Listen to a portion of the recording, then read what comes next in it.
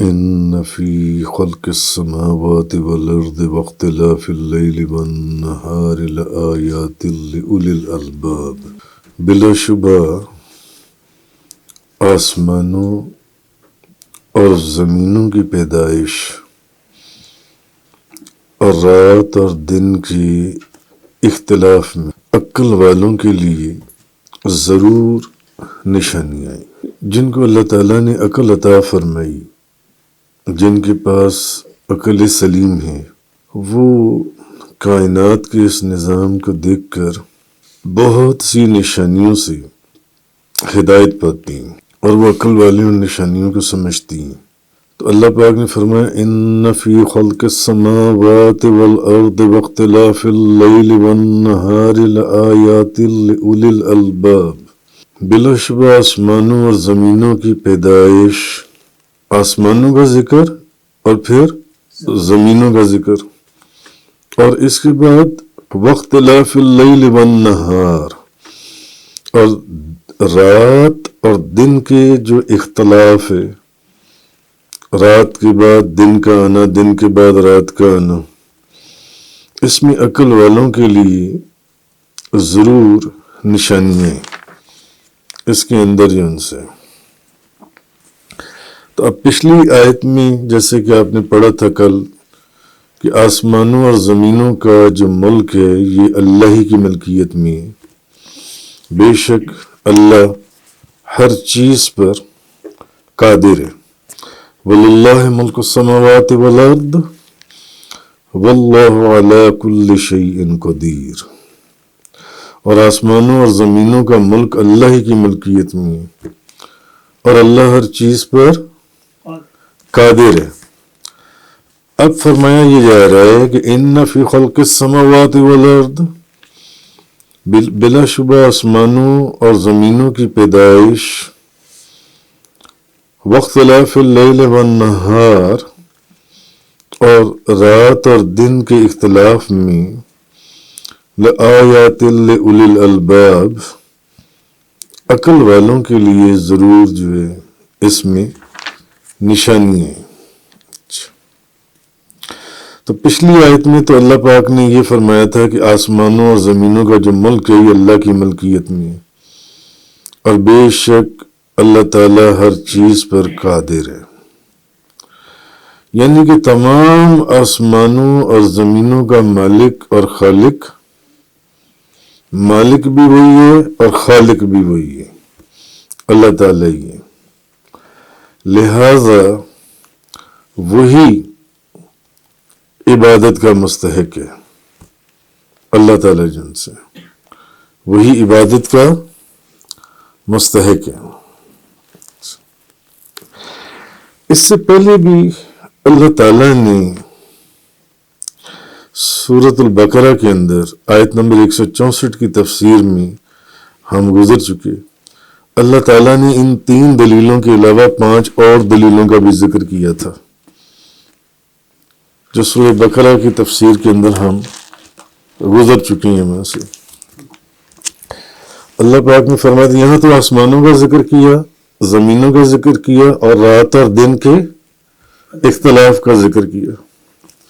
سورۃ البقرہ کے اندر پہلے بھی اللہ پاک نے یہ فرمایا تھا کہ ان فی خلق السماوات والارض، بے شک آسمانوں اور زمینوں کے پیدا کرنے، واختلاف اللیل والنہار، اور رات اور دن کے بدل کر آنے، والفلک التی تجری فی البحر، اور ان کشتیوں میں جو لوگوں کے نفع کی چیزیں لیے ہوئے، بما ینفع الناس، لوگوں کے نفع کے لیے جو چیزیں لیے ہوئے، جو سمندر کے اندر جو کشتیاں رواں دواں ہیں سمندر میں، یہ اللہ نے اپنی نشانیاں بیان فرمائی ہیں کہ عقل والوں کے لیے زمین و آسمان کی ان چیزوں میں، کائنات کی ان چیزوں کے اندر اللہ نے نشانیاں رکھی ہیں۔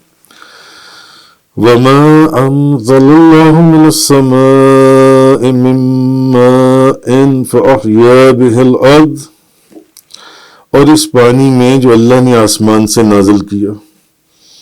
اب یہ کون سا پانی ہے؟ بارش کا۔ بعد موتها وبث فيها من كل دابة، پھر اس سے مردہ زمین کو زندہ کیا اور اس میں ہر قسم کے جانور پھیلا دیے. وتصریف الرياح والسحاب المسخر بين السماء والارض، اور بادلوں میں جو آسمان اور زمین کے درمیان اللہ کے تابع. لآیات لقوم یعقلون، تو ان سب میں عقل والوں کے لیے اللہ کی معرفت کی نشانیاں ہیں. معرفت کہتے ہیں کسی کو پہچاننا. اللہ کو پہچاننے کے لیے، اللہ کے نزدیک ہونے کے لیے، عقل والوں کے لیے اللہ نے اس کے اندر نشانیاں رکھی ہیں. اللہ پاک نے فرمایا تمہارا معبود واحد ہے اور وہی اصل ملک کا مالک ہے. اللہ تعالیٰ جو ہے، اب اللہ تعالیٰ نے اپنے خالق اور واحد ہونے پر دلائل قائم کیے کہ یہ اللہ تعالیٰ کے وجود اور اس کی وحدت پر دلائل بھی ہیں اور انسان کے حق میں نعمتیں بھی ہیں. یہ ساری چیزیں جن سی ہیں، یہ جن چیزوں کا اللہ پاک نے ذکر فرمایا، یہ ساری چیزیں انسان کے لیے نعمتیں بھی ہیں اور اللہ کی وحدانیت کے اوپر یہ دلائل بھی ہیں اور اس کی معرفت کا راستہ بھی ہے. اگر کوئی عقل والا جن سے اس چیز کو سمجھنے کی کوشش کرے جن سے، کیونکہ آسمان کے پیدا کرنے میں اللہ کی کیا نشانی ہے. بڑی آسان کہ آسمان جو ہیں، اتنے بڑے آسمان، کیا وہ کسی ستون کے اوپر قائم ہیں؟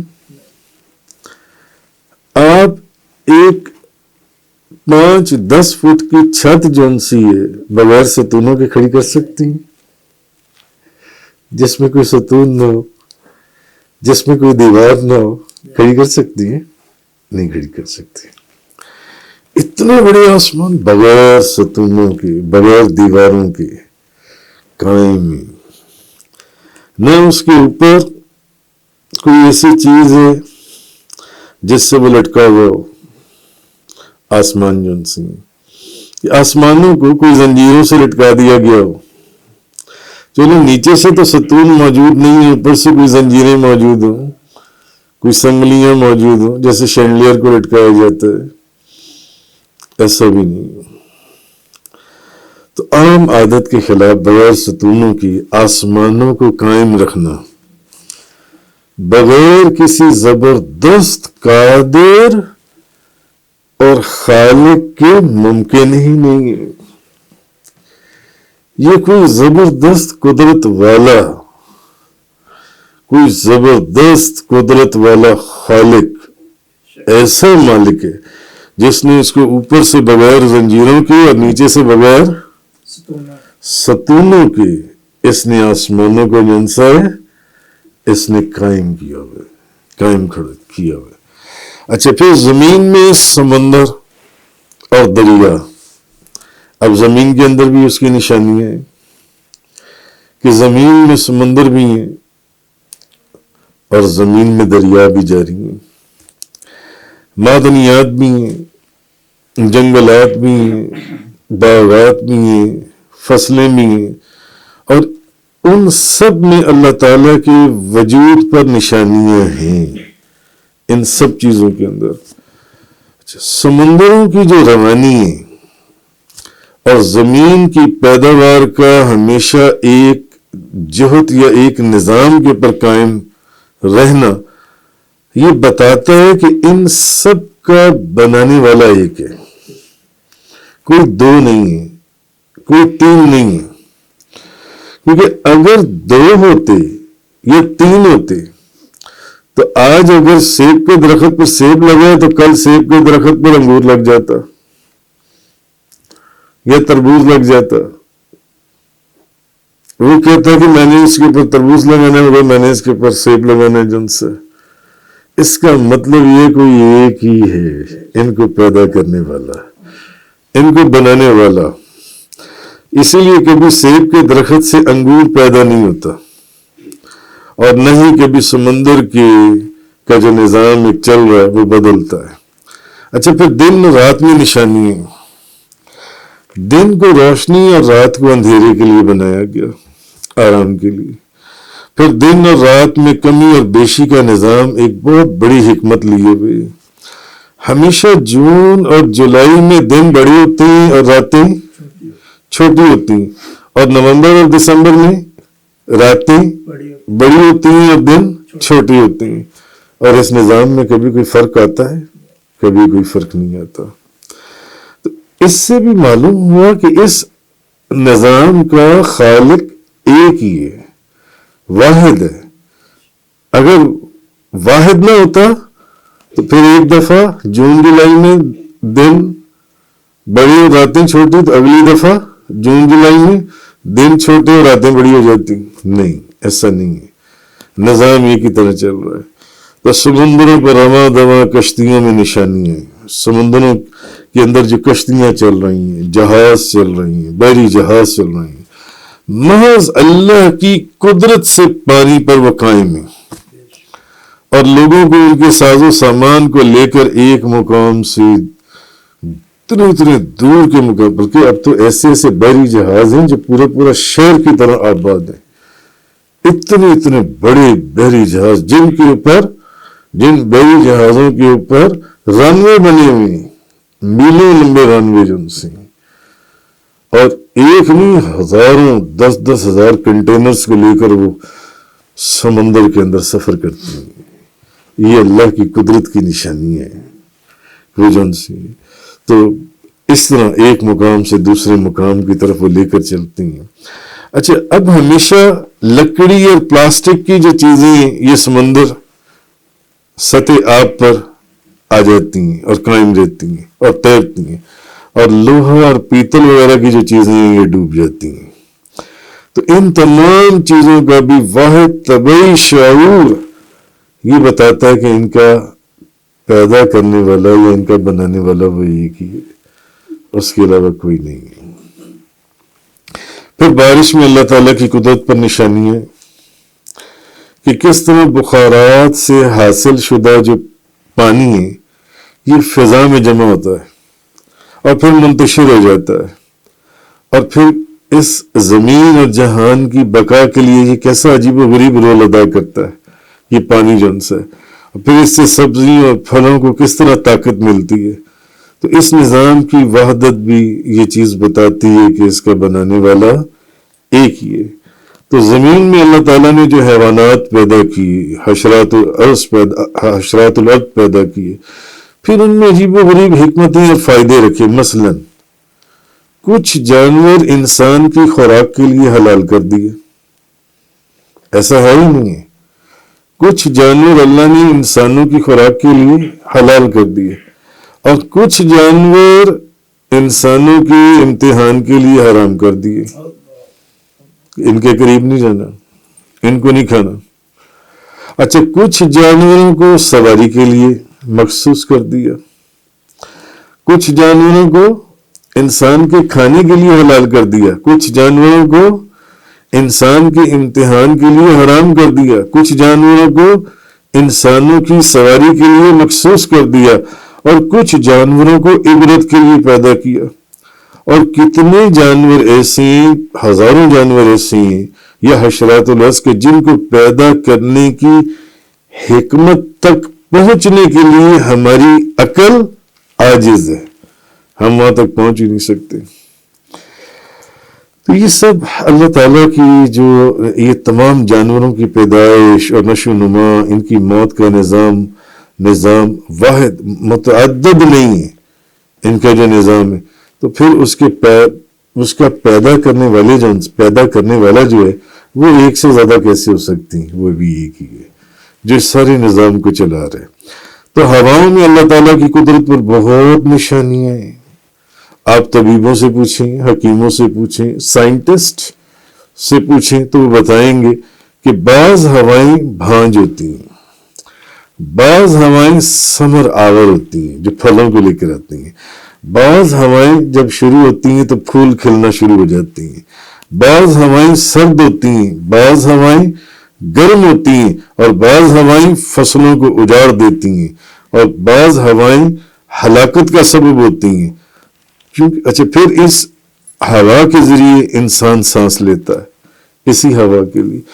تو کائنات کی جس چیز اللہ پاک نے یہ جو بے شمار چیزوں کا ذکر کیا، اچھا پھر انسان کو زندہ رہنے کے لیے 3 چیزوں کی ضرورت ہوتی ہے.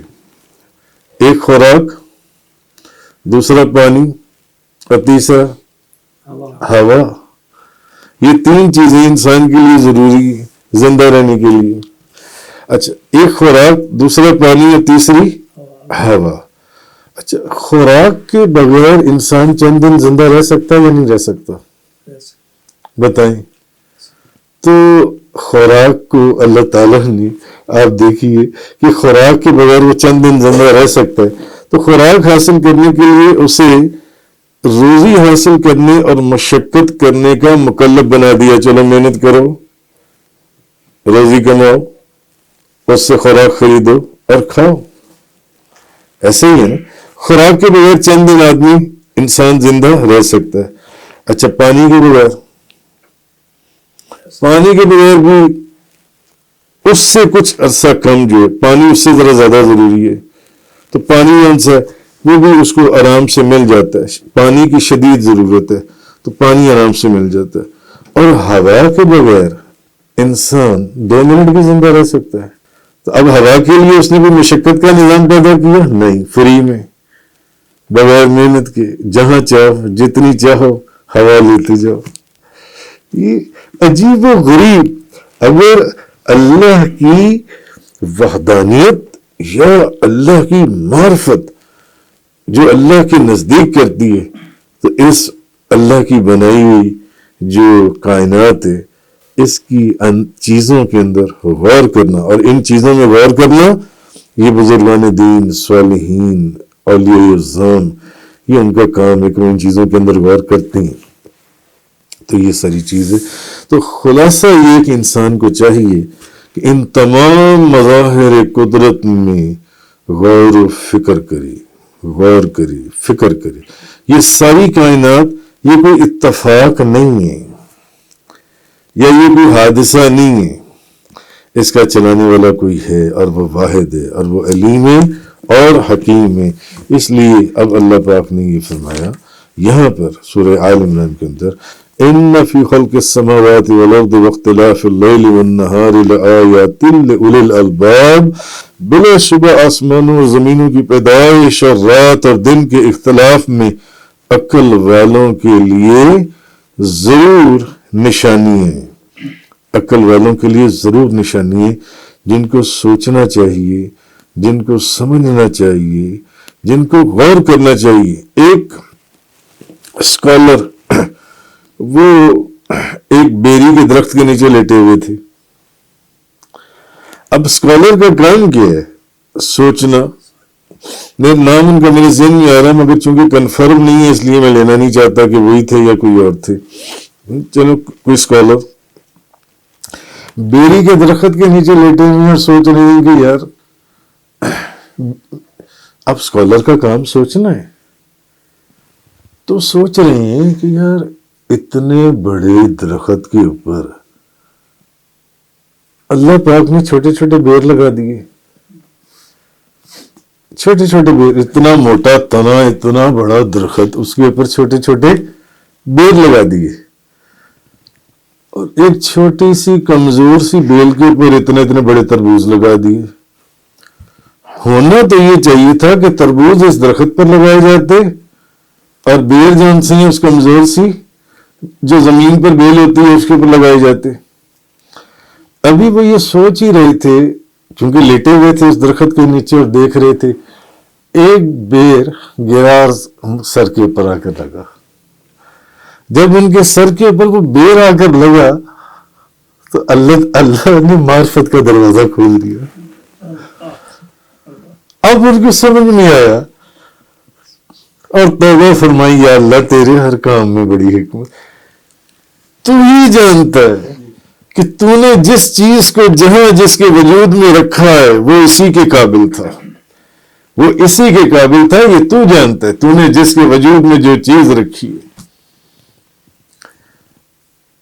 سوچنے لگے کہ اگر یہاں تربوز لگا ہوتا اور وہ گرتا تو میں فارغ تھا، تو اللہ نے بیری کے درخت کے اوپر، تو وہ سوچ رہے ہیں کہ یار یہ کیسے نہیں، یہ کیسے؟ اللہ کا جو نظام ہے جن سے، تو اللہ ہی جانتا ہے، اللہ ہی اس حکمت سے واقف ہے۔ یہ اللہ کے بندے جو ان میں غور کرتے ہیں، جو ان میں غور کرتے ہیں۔ غالباً خواجہ جنید بغدادی رحمۃ اللہ علیہ ان کہیں سفر کر رہے تھے تو کسی مرید نے کہا کہ آج موسم بہت خراب ہے، آپ جلال میں آ گئے۔ فرمایا موسم تو خدا کا بنایا ہوا ہے، موسم تو خدا کا بھیجا ہوا ہے، خدا کے بھیجے ہوئے موسم کا تو خراب کہتا ہے؟ اللہ کی بارگاہ میں توبہ کر۔ اس لیے یہ اللہ کی حکمت، ان فی خلق السماوات والارض واختلاف اللیل والنہار لآیات لأولی الالباب، تو عقل والوں کے لیے اس میں ضرور نشانیاں ہیں اگر وہ اس کو سوچیں اور سمجھیں تو۔ صدق اللہ تعالی و بلغ رسول اللہ صلی اللہ علیہ وسلم۔ تفسیر قرآن کا یہ لیکچر انگلش میں سننے کے لیے براہ کرم ڈسکرپشن میں موجود لنک پر کلک کریں۔